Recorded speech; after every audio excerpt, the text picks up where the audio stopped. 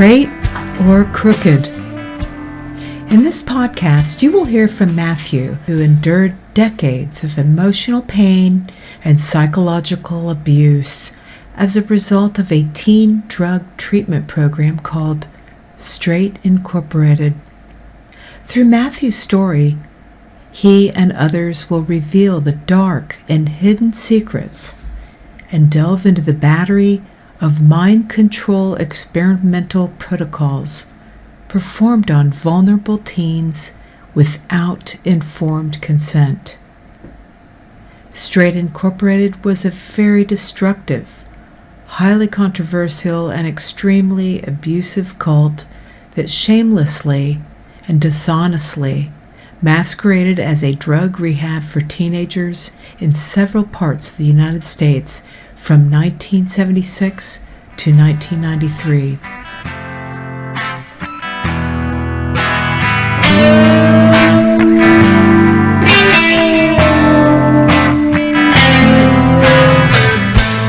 Hi, my name is Matt. I am 57 years old, and I was born 3/4 deaf. I only hear out of one ear at 50%. When I was a month shy of 17, I was court-ordered to a drug rehab in St. Petersburg, Florida, 900 miles from my home in Fairfax, Virginia. The state of Virginia, the county of Fairfax, its juvenile courts and probation department, and Fairfax County schooling systems never do the modality of treatment Straight practice, as they wholeheartedly bought into Straight Incorporated like a McDonald's franchise, allowing Straight Incorporated to use the schooling system to con and solicit the parents of their students by using the PTAs as a vehicle to get it done. In every case of an area where there was a Straight Incorporated, all 14 of them in 9 different states, this conning and soliciting was how they wound up with so many Straights in such a short time. Every Straight Incorporated was shut down for extreme child abuse, etc. But there are many spin-off and copycat programs that are still in operation today. In fact, some of them are in the same buildings that used to be a Straight. In late 1980, my mother, worried about me, went to my high school, W.T. Woodson, hoping they could help her. She unwittingly incriminated me to my school and showed them a bag of pot she found under my bed pillow. She thought they were her friends, but I'll bet you all the administrators saw was the criminality that bag of pot posed for me as a student in their school. They might have thought I was smoking pot, but my mother confirmed it. The administrators told her that she was in luck, that there was a group of parents called Parents Who Care who frequented the PTA meetings passing out flyers, I have 2 to prove this, to meet at the school on a different day. They convinced her to press charges on me the next time I did something wrong. I got put on probation for habitual disobedience. When I violated my probation, I was arrested and placed in Landmark Detention Center. That was March of 1981. I'm not saying I was an angel, but the punishment, Landmark, didn't fit the crime. The kids I was in there with, they were all really bad kids. I mean, they actually committed real crimes. I had to fight off some of the kids who tried or wanted to rape me. I didn't dare tell anyone in there what my charges were. On April 16th, I was in front of Judge Michael Valentine. At first, he offered me 2 choices, either Beaumont Boys Prison or St. Elizabeth's Mental Hospital. I was in shock. I thought, all of this over a habitual disobedience charge, violation, whatever you want to call it? Then my probation officer stood up with my parents and asked if I could go to a drug rehab called Straight Incorporated in St. Petersburg, Florida. Of course, like a lab rat in a maze, I picked the drug rehab in Florida. Before I left the courtroom, Judge Michael Valentine told me he was making an example out of me, and if he saw me in his court again, it would be very bad. It is the number one reason I never tried to run away from Straight when I was down in Florida. Today, I believe I was manipulated to pick Straight Incorporated. I also believe this judge was in on it because I knew as many as 10 plus kids that he court-ordered to that stupid, abusive place he knew nothing about 900 miles out of the state of Virginia. On April 18, 1981, I was admitted to Straight Incorporated around 6 p.m. It would be the last time the real me ever existed. After only 3 days in there, I had already been ridiculously confronted twice by the group staff on my second day in this place. The second confrontation happened because I didn't want to get a haircut, and also because I told the guy trying to take me that I was signing myself out on day 14 like the rules said. This guy ran to the side of the group and raised his hand. A staff member named Jim Saylor called on him. This guy told him that I wouldn't get a haircut and I wanted to sign myself out. This infuriated Jim, and he stood me up, and then the people he called on just started confronting me from every direction. Military boot camp style confrontation had nothing on straight. Unlike the military, we dealt with it 24/7 for however long we were in there. If we weren't being confronted, we were witnessing someone else being confronted. By the way, we were also called on and forced to participate in the confrontation abuse of the victim. If we didn't participate, we got stood up and confronted too. When suddenly somebody came charging at me like he was going to hit me, I freaked out and got ready to fight him back. Just 4 days earlier, I was fighting off being gang raped. All of a sudden, at least 5 guys jumped on me, pinning me down, backside up. I could barely breathe as I tried to fight these guerrillas off me. Then I heard a group staff member named Sean Arnault say very loudly, "Time for a haircut." Then I heard the group start laughing as I felt something cold on my neck. The bully sitting on me tightened their grip on me as she cut my ponytail off. Then she paraded it around for the group to see as the bullies picked me up and took me to the lady cutting hair that day and held me in the chair while she kept apologizing to me as she dutifully cut the rest of it off. All I had seen in 3 short days was hate, cruelty, and brutality. In this place, that was normal. Everything I was witnessing was unnatural behavior. Kids scratching their arms till they bled profusely. People being sat on for hours for not complying. People being sentenced to the timeout room. The timeout room, by the way, was where all the real horrible treatment happened.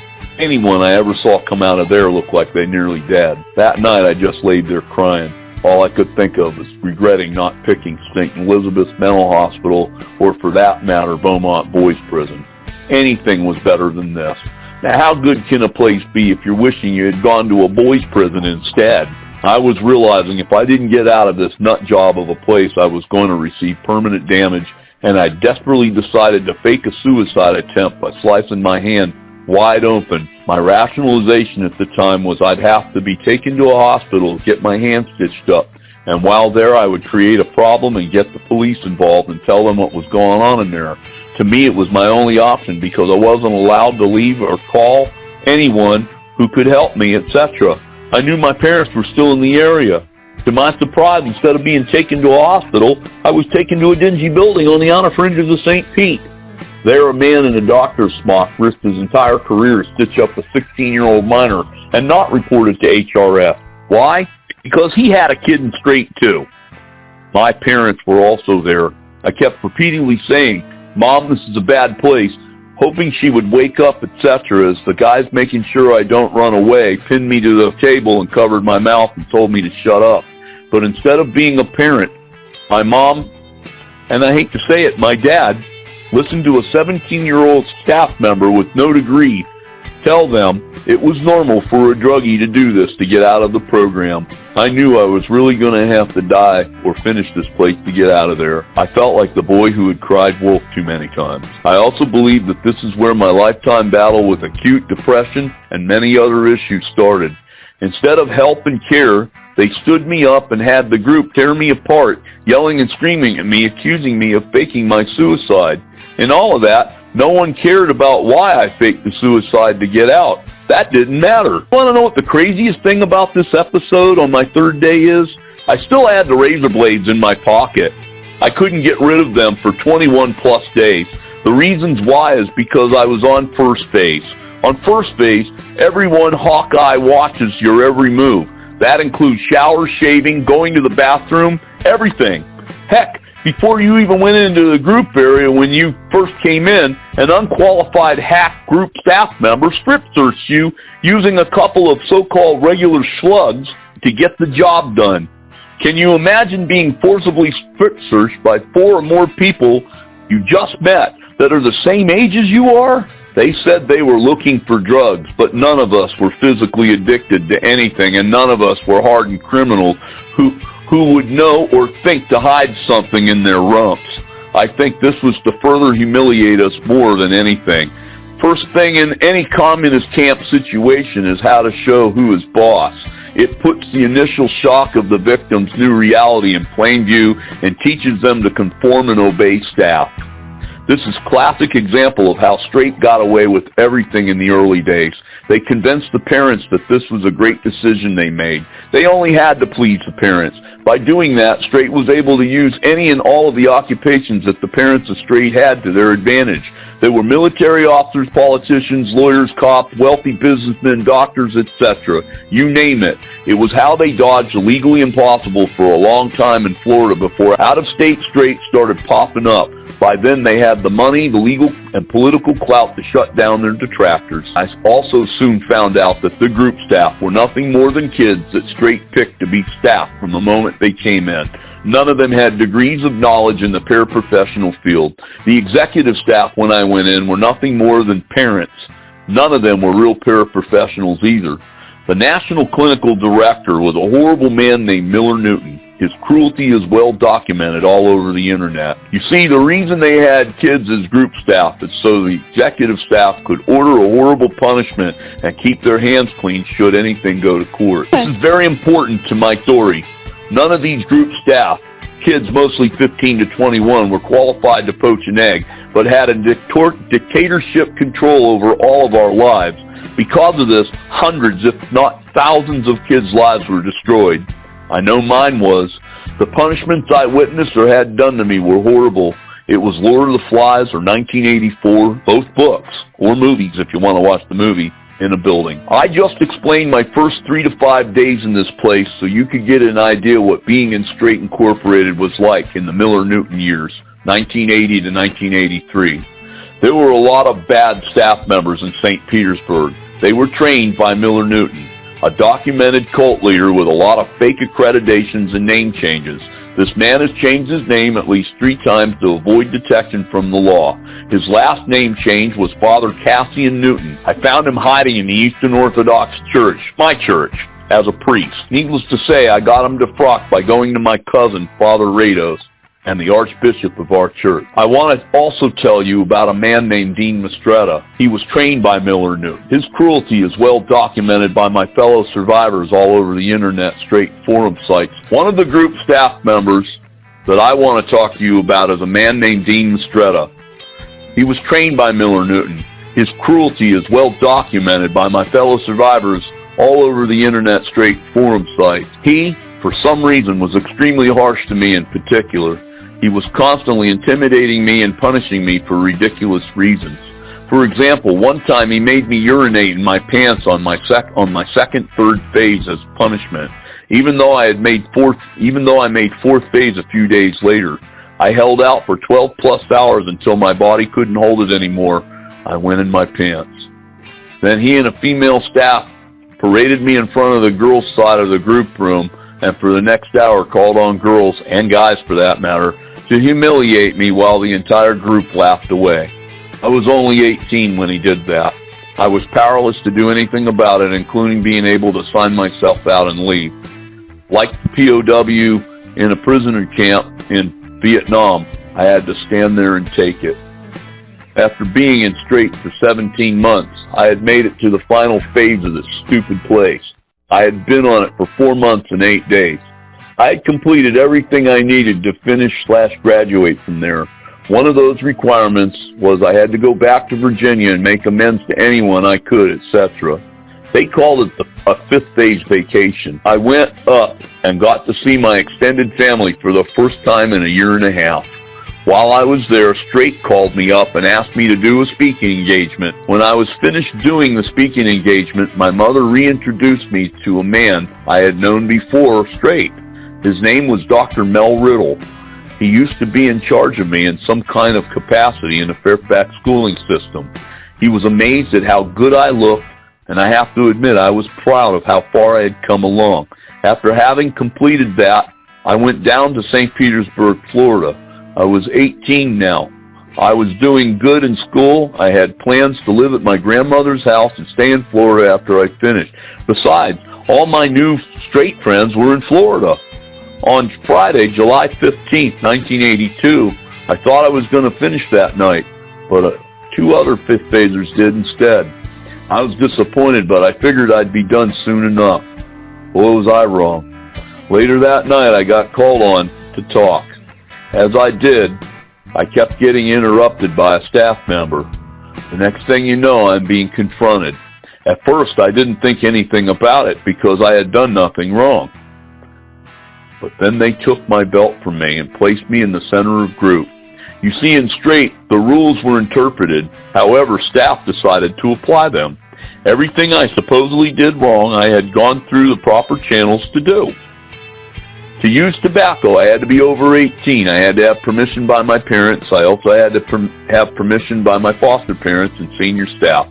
Even though I had done everything requested of me to do this, I was punished for it anyways. The other rule I had broke was no druggy music. Good Lord, is that a vague rule? What exactly is druggy music anyways, you ask? Anything staff says it is.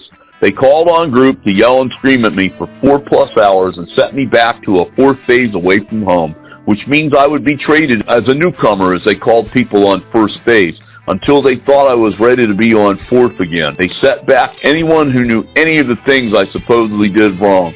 At least 50+ people got hurt by this that night. We didn't leave straight that night till 4 or 5 a.m., only to be back at 9 a.m. sharp. Everyone in group hated me. No one wanted to even sit by me. As soon as roll call was done, Jim Saylor and Dean Mistretta stood me up and started me over. Double jeopardy was a norm in straight, and I was placed in the front of group again. This time I was confronted all day from 9 a.m. to 7 p.m. I was called every name a person could conjure up. I had to sit there and take it. I was powerless to do anything about what was happening to me. The kind of confrontation I am talking about is so bad, it makes normal straight confrontation look like a walk in the park. The last rap of the day, from 7 to 9 p.m., they just sat me down.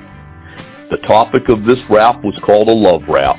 I guess after 15+ hours hate fest on Matt, they, the group staff, decided it was time to change the mood of the group. Wouldn't you know it, Dean Mistretta led this rap. No one stood up and told me they loved me. No one told me they cared. I just sat there crying uncontrollably. If there were ever a time I needed real professional help, this was it. I was so suicidal it was unreal. I was 18. The rules said I could sign myself out if I wanted to, but no one was ever allowed to sign themselves out when I was in straight, because the request was ignored by the group staff and there was no way to just walk out on my own. I had to do everything over again like I had never been there before. They told my parents I lied and I was faking my way through. As time wore on, every time I stood up to talk, I just got trashed by everyone. The staff were just trying to get me to admit what I did was wrong, and I wouldn't give them the satisfaction of that. I wasn't going to admit to something I wasn't wrong about or did not do. I made a vow to myself that weekend. I was started over for nothing on July of '82, as everyone yelled and screamed at me. I vowed I would do everything that stupid place started me over for, said I would never be able to do after I got out of there and stay clean and sober. And I did that. I grew my hair long again. I drove a muscle car or a split-window VW van. I went to rock concerts all the time, and I would walk right into the back of the group all the time as a clean and sober, long-haired hippie. And there was nothing the group staff could do about it. It was my own personal silent protest of what had happened to me in St. Pete, and especially the unqualified hack group staff that did all the horrible abuses to me and my fellow slugs.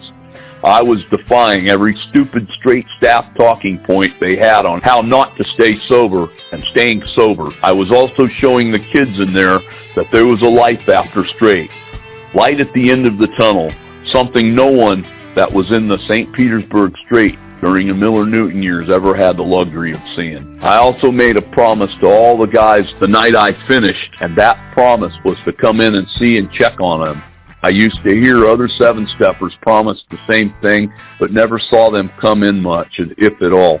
I kept my promise for a long time, long after everyone that was there that night when I was in there was gone. Many of those kids remember me as that strange seven-stepper with long hair and a beard and group. Getting back to reality now, after 52 days without asking for second phase, I made it. 7 days later, I made third phase, and 14 days from there, even though Dean Mistretta made me urinate in my pants a few days earlier, I made fourth phase again. In a total of 73 days, I went from off with his head to fourth phase again. Of course, I had to be on it the required 3 months, too. It was about this time that I noticed a large group of adults come into the back of group. To my surprise, I saw Dr. Mel Riddle in this group. I immediately knew what was going on. On my fifth phase vacation, my parents took me to the future Virginia Strait building. You see, I had been there so long that I had seen Atlanta and Cincinnati Straits leave. Just before each one had left, a large group of adults competed to get the job of director of the particular strait that was getting ready to depart. I looked over this group and quickly realized that the whole thing was for show. I immediately figured out that Dr. Riddle was going to get the job. Of course, I was correct. Today, I believe I was used to get Dr. Riddle to become the director of the Virginia Strait and my mother to work there as an intake lady. To ensure that this did happen, they had me do that spur-of-the-moment speaking engagement on my fifth phase vacation. Then when I got back, they started me over. This ensured that my family and I were still in the program, because if I had finished when I should have, my family would have been out of the Strait program loop. My mother was recruiting so many kids from Virginia to St. Pete Strait that they needed her to continue to be actively involved once Strait was operating in Virginia. So sacrificing my life and my program for the greater good of Strait is what happened. At least that's what I believe today, knowing this horrible place like I do. If I had finished when I should have, I would have finished high school in Florida. But since I got started over, we moved back to Virginia, and my high school, W.T. Woodson, wouldn't accept me back, even though Dr. Mel Riddle was a huge bigwig in the Fairfax schooling system prior to being the director of Strait. Little did I know or realize at the time how critical my start over would alter my life course or direction, and just to think it was nothing more than kids the same age as me who were not qualified to poach an egg, let alone be allowed to completely alter a kid's life, that were making most of the decisions for my life at that time. I was powerless to stop any of it. If I had run away, they would have hunted me down like I had witnessed hundreds of times while I was in St. Pete, or worse, just got me arrested and sent back to Virginia. It was a no-win situation for me. You see, Judge Fitzpatrick said if he ever saw me in his courtroom again, it would be very bad. What else was I going to do? In late September of '82, me and about 10 others went up to Virginia to help get the Virginia program ready. Miller Newton's son, Mark, a senior staff member, stayed at my house. One night we were chatting in my room when the topic of my start over came up. Mark rolled his eyes and told me I should have never been set back or started over to begin with, that I was over 18 and had just come back from my fifth phase vacation in Virginia, but the damage had been done, so I had to do everything over again. They always pounded in our heads that honesty was the first and most important rule in Strait, but I guess that didn't apply to any of the staff, only to us slugs. I couldn't believe I was hearing this, but I always smelled a rat as far as that was concerned. By late October of '82, we were finally back in Virginia. Gone was St. Pete, Miller Newton, Jim Saylor, and Dean Mistretta. At first, the Virginia program was a breath of fresh air, but that was soon changed when all of us saw Jim Saylor and Dean Mistretta in the Virginia Strait building. They took charge, and it was St. Pete all over again. People getting set back, getting punished very harshly, etc. In all of that, I made fifth phase again. By now, I had been there 22 and a half months. I was what some would have called a lifer in there. I was on autopilot. I had been there so long and been pinched so many times that almost nothing bothered me anymore. All I cared about was finishing this stupid place, so I tried to ignore the crap that was Jim Saylor and Dean Mistretta. As fate would have it, Dean asked me to do something. I didn't hear him, so I very nervously raised my hand to him. I told him I didn't hear what he told me to do. Then he said, "Don't worry about it. I'll find someone else to do it, deaf boy." Everyone was laughing. I just stood there. I was so angry that I wanted to do something, but it would have only made me stay there even longer. This guy did so many mean things to me for no reason. Here he was, baiting me to react so he could punish me again. That night, I told my mom what happened. I risked everything and broke all the rules of confidentiality that Dean was hiding behind for all the mean stuff he did to us. I didn't care anymore. I told my mom I don't care if I get started over for breaking the rules. I also said I don't want to be in there anymore. Even my newcomers were telling her what happened. My mom, to her credit, went to Dr. Riddle and told him what happened. Dean got in some hot water for doing that to me, and instead of apologizing to me in front of everybody like he did when he humiliated me, he pulled me aside and insincerely apologized. I just stood there nodding my head, not looking at him, just facing forward, and ignored him. I really wanted to give him a piece of my mind, but I was afraid he could keep me there further, even though I had just broke the biggest rule to break of them all. What we see here, say here, and do here remains here, or simply the confidentiality rule. In a real therapeutic environment, that rule is very important. In straight, it protected asshats like Dean, Jim Saylor, Miller Newton, etc. I saw Miller do so many horrible things to us as a whole, and some individually, it'd blow your mind. Dean Mistretta did the things he did because that is what Miller Newton taught him to do to be an effective staff member / counselor. I could tell that Dean resented me for breaking the rules and telling on him. Honestly, I didn't care, but I had no idea how long he would hold that grudge against me. I would find out 3.5 years later. It would take me 28.5 months to fully finish straight, aftercare included. That was August 27th, 1983. The world had passed me by. I didn't have a GED or a high school diploma, a bank account, a license to drive, etc. I had missed everything important in my teen years building up to my early adulthood. I went in at 16 and finished at 19. I had seen 3 age changes in that place. I found myself very dysfunctional. Life after straight was very hard for me.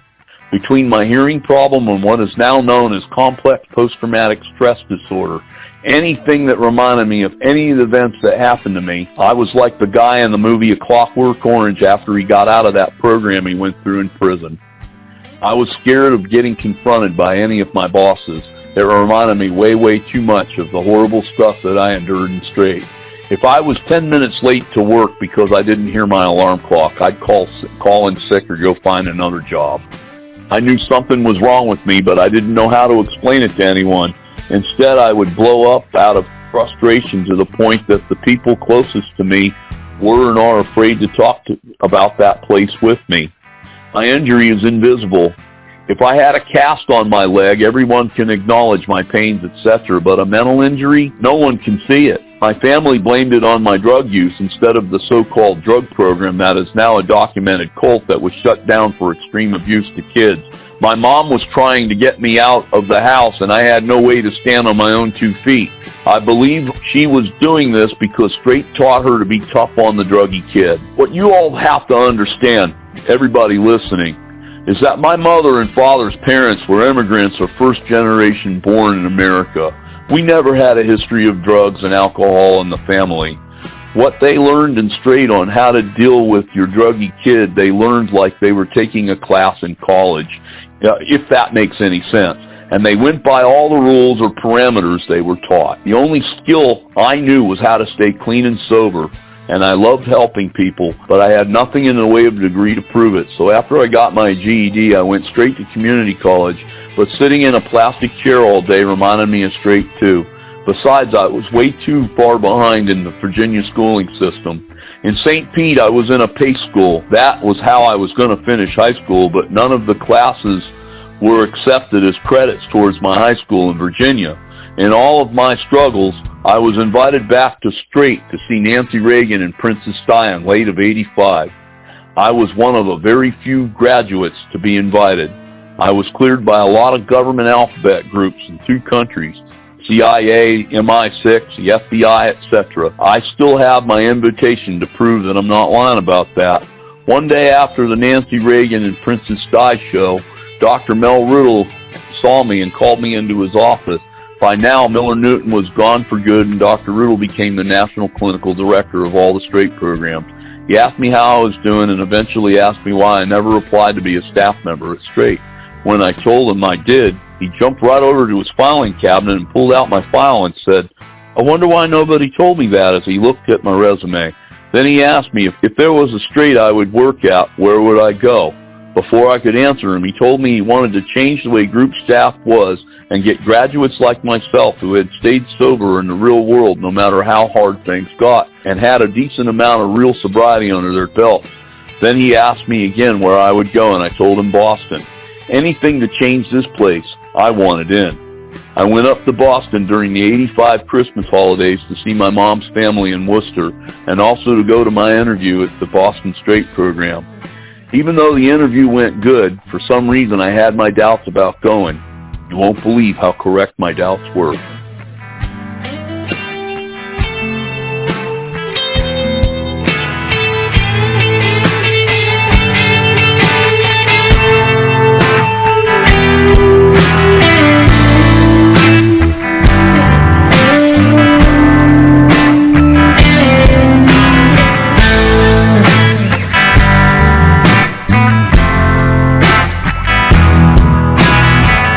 Separated, aggravated, perpetrator that you are. Remember that.